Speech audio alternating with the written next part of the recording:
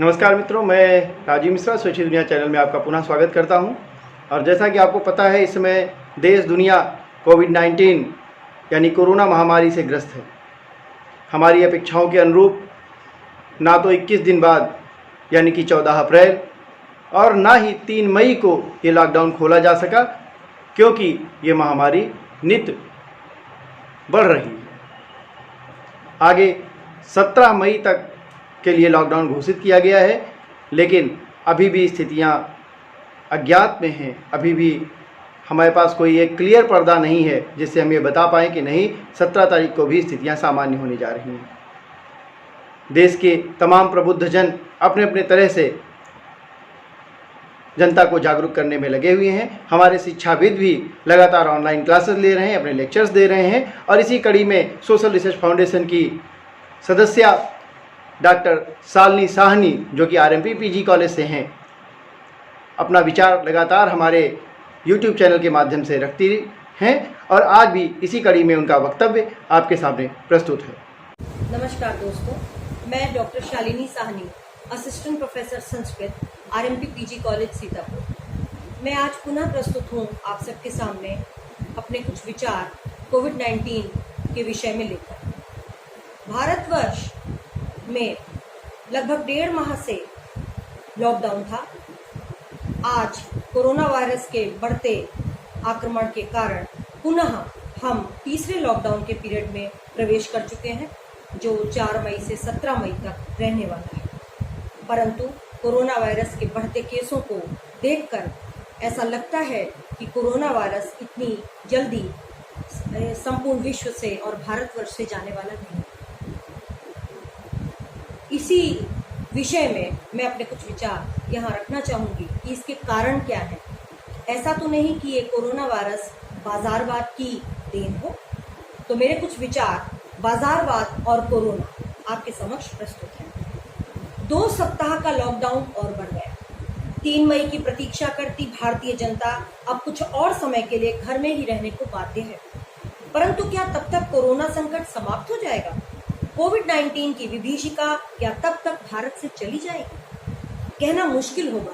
अभी समस्त विश्व के डॉक्टर, वैज्ञानिक, विशेषज्ञ, समाजशास्त्री सभी इस प्रश्न का उत्तर देने में असमर्थ हैं। सभी कर्मचारी, ऑफिस, स्कूल, कॉलेज जाने वाले छात्र, व्यवसायी, दुकानदार सभी ऊब चुके हैं 1.5 महीने के स्टे होम और लॉकडाउन के बाद। सभी को आर्थिक नुकसान की चिंता है। छात्र तथा शिक्षा सत्र व परीक्षाओं को लेकर चिंतित हैं।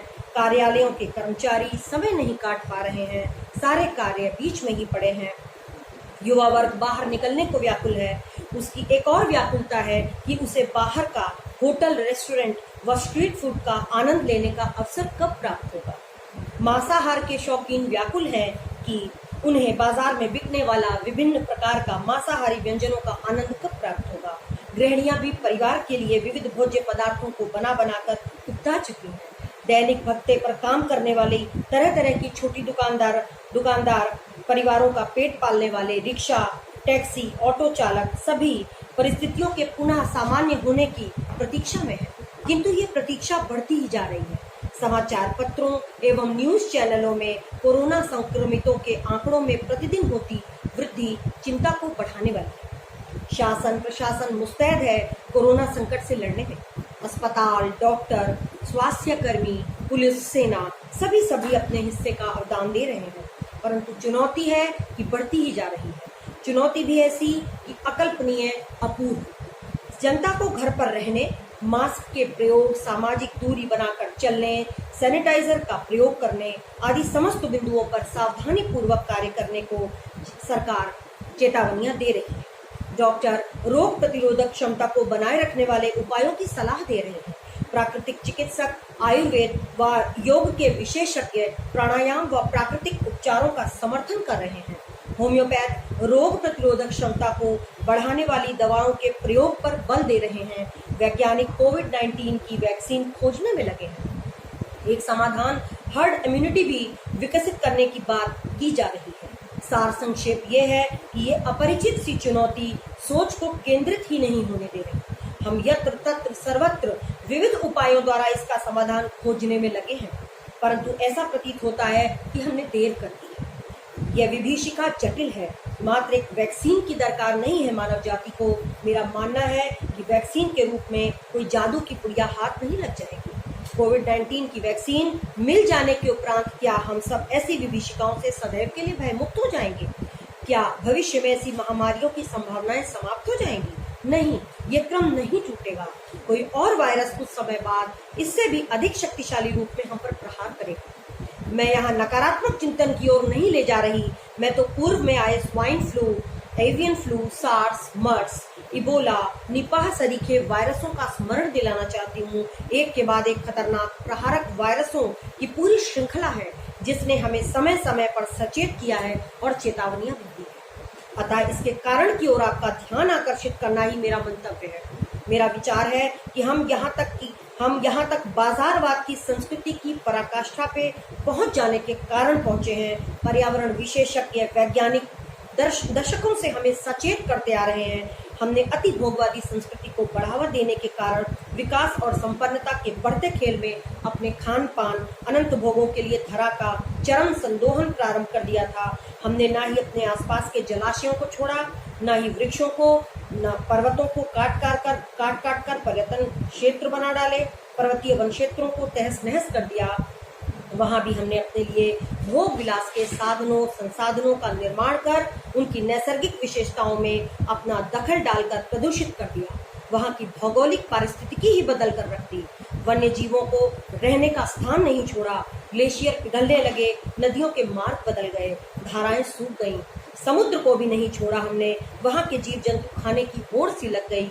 पृथ्वीचर, नभचर, जलचर सभी का भक्षण प्रारंभ हो गया, जिसमें भक्ष्य भक्ष्य की सीमाएं समाप्त कर दी गई। जहां वैज्ञानिक जूनोटिक पेंडेमिक यानी जानवरों के लोक से खतरे की चेतावनी भी हमको देने लगे। उनका कहना है कि यदि हम असुरक्षित और स्वच्छ मांस खाते रहेंगे तो वही मांस हमें खा जाएगा। विश्व को ग्लोबल विलेज बनाने का कॉन्सेप्ट एक प्रगतिशील सिद्धांत है। विश्व को एक बड़े बाजार की तरह सजा दिया गया है। इस बाजारवाद की प्रक्रिया में विभिन्न संस्कृतियों, खान पान, पहनावे, त्योहारों का भी आदान प्रदान हो रहा है। इसी कड़ी में बाजार अपने को और अधिक आकर्षित बनाकर बेचने का प्रयास कर रहा है।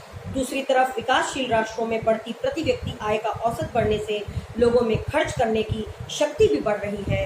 बाजार इसी शक्ति को बढ़ाने के लिए नए नए उत्पाद प्रस्तुत कर रहा है, जिससे उपभोक्ता की भूख बढ़े। ये भूख नित्य नवीन पदार्थों एवं उत्पादों को बाजार में उतारती है। सुपरमार्केट्स, मॉल उपभोक्ता को आकर्षित करते हुए उसके खरीदने की शक्ति को भुनाते हैं। और ऐसा ही एक बाजार है वुहान का मीट मार्केट। वुहान यहाँ सांकेतिक है। अभी एक प्राप्त जानकारी के अनुसार कोविड-19 की शुरुआत वहीं से हुई। वुहान केवल चीन की एक मीट मार्केट का नाम नहीं, वरन हम सब के भीतर एक वुहान छिपा है। हम खान पान को लेकर हो रहे नित्य नवीन प्रयोगों एवं स्वादों के जंजाल में इस कदर फंस चुके हैं कि हम स्वच्छता और पारंपरिक भोजन को दरकिनार कर बाजार में बिकने वाले खाने को आंख मूंद कर खाते हैं। बाजार में फूड चेन, अंतर्राष्ट्रीय ब्रांड के खाद्य उत्पाद्य, डिब्बाबंद विभिन्न प्रकार के शाकाहारी मांसाहारी व्यंजनों के नाम पर परोसा गया अस्वास्थ्यकर भोजन हम ऊंचे दाम में खरीद कर खाते हैं। चीन, इटली, थाईलैंड, अमेरिका आदि देशों के फास्ट फूड, जिनमें समुद्री जीव जंतु भी शामिल हैं, हम आधुनिकता व प्रयोगवादिता के दिखावे में खाने लगे हैं। असंयमित, असंतुलित, जूनोटिक खतरों से भरपूर मांसाहार का ऐसा कुचक्र बाजार में उपलब्ध है, जिसको लुभावने तरीकों से प्रस्तुत कर 4-5 गुनी कीमत चुकाकर आज की पीढ़ी खा रही है। इस खतरे से अनजान कि वह स्वास्थ्य व हमारी देशीय जलवायु व पारिस्थितिकी से बिल्कुल मेल नहीं खाती। ये हमारे डीएनए से सामंजस्य करने के योग्य कदापि नहीं है। दूसरी तरफ बढ़ती स्ट्रीट फूड की परंपरा भी बहुत ही हानिकारक है। सड़क किनारे दूषित जल, नकली व सस्ते खाद्य तेलों में पका अधपका फास्ट फूड, बासी मांस क्या हमारी पीढ़ी को शारीरिक रूप से बीमार व कमजोर नहीं बना रहा? पेट, लिवर व गुर्दे के रोगों का शिकार बनाता ये भोजन निश्चित ही हमारी रोग प्रतिरोधक क्षमता का भी क्षय कर रहा है।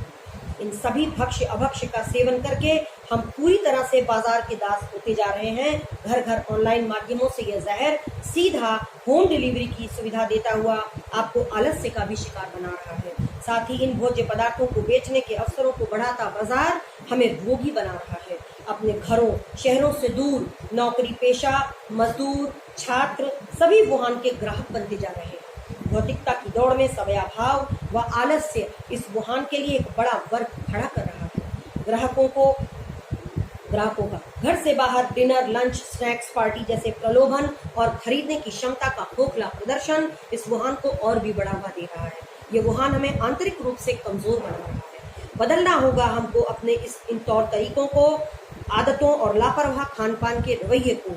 समाज का यह भौतिकतावादी उदार आत्मसाती नवीन बाजार पूर्णतया स्वार्थी है, ऐसा मेरा मानना है। बेचना ही जिसका उद्देश्य है।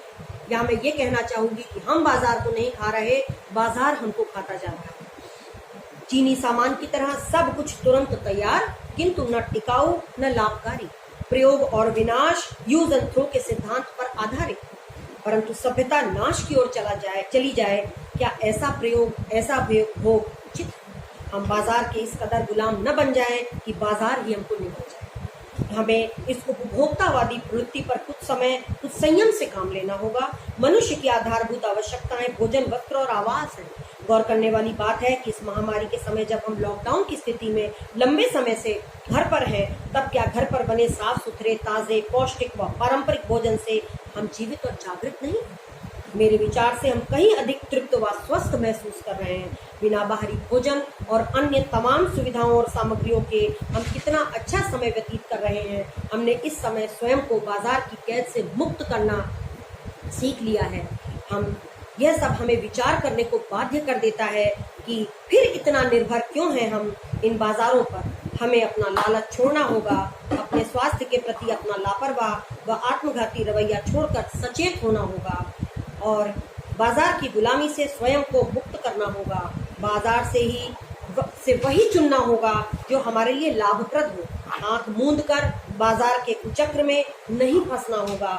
इस महामारी की सबसे बड़ी शिक्षा यही होगी कि हम विवेकी बने, एक नए स्वस्थ समृद्ध निरोग भारत का निर्माण करें।